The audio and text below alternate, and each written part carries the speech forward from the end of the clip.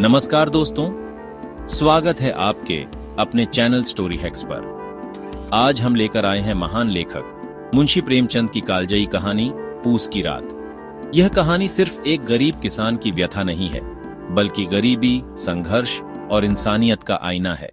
तो चलिए इस ठंडी रात की दास्तान शुरू करते हैं। पूस की ठिठुरती रात थी। आसमान में तारे भी मानो ठंड से कांप रहे थे। ठंडी हवा ने पूरे गांव को अपनी चपेट में ले रखा था। हल्कू, एक गरीब किसान, अपनी झोपड़ी के बाहर बैठा सोच में डूबा था। उसके पास पैसे नहीं थे, लेकिन कर्ज देने वाले शहना ने उसे तंग कर रखा था। मूंगी, शहना आया है, लाओ जो पैसे रखे हैं दे दो, किसी तरह ये कर्ज चुकाना है। 3 ही रुपए हैं, ये दे दूं तो माघ पूस की रातों में खेत में सोने के लिए कंबल कहां से आएगा? ठंड में कैसे काटोगे रात? हल्कू चुपचाप खड़ा रहा। वह जानता था कि बिना कंबल के ठंड में खेत पर सोना असंभव होगा, पर शहना भी कर्ज माफ नहीं करेगा। ला दे मूंगी, किसी तरह गला तो छूटे, कंबल के लिए कोई और इंतजाम कर लूंगा। तुम्हारी यही बातें सुन सुनकर तो सब बेचारा बना है। खेती छोड़ क्यों नहीं देते?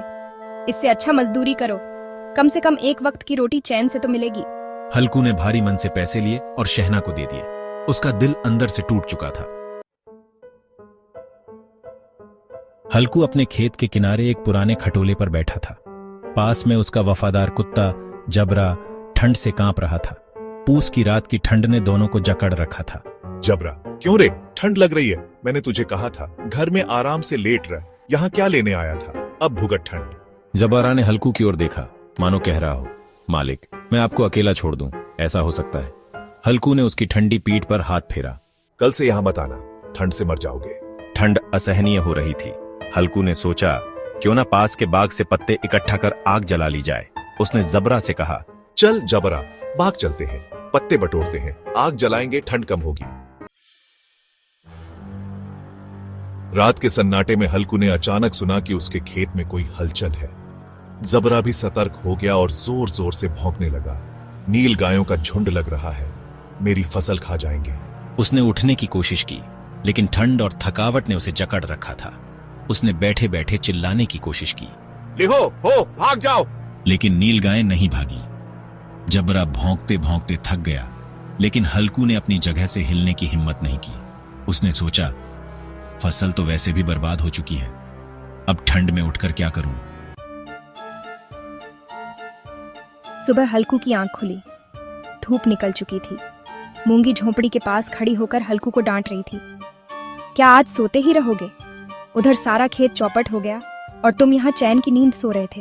क्या करता मूंगी, रात इतनी ठंड थी कि हिल भी नहीं पाया। दोनों खेत पहुंचे। वहां फसल का नामो निशान नहीं था। जबरा भी मंडैया के नीचे पड़ा था, मानो उसकी जान निकल चुकी हो। हल्कू ने मूंगी की ओर देखा और हंसते हुए कहा, चलो अब ठंड में खेत पर तो नहीं सोना पड़ेगा। यह कहानी सिर्फ हल्कू और मूंगी की नहीं है, यह हर उस किसान की कहानी है जो गरीबी और संघर्ष के बीच अपना आत्मसम्मान बनाए रखता है।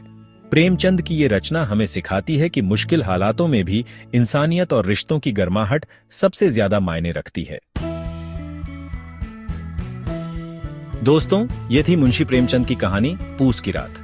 अगर ये कहानी आपको पसंद आई हो तो इसे लाइक करें, शेयर करें और हमारे चैनल स्टोरी हैक्स को सब्सक्राइब करें। ऐसी और कहानियों के लिए जुड़े रहें। धन्यवाद।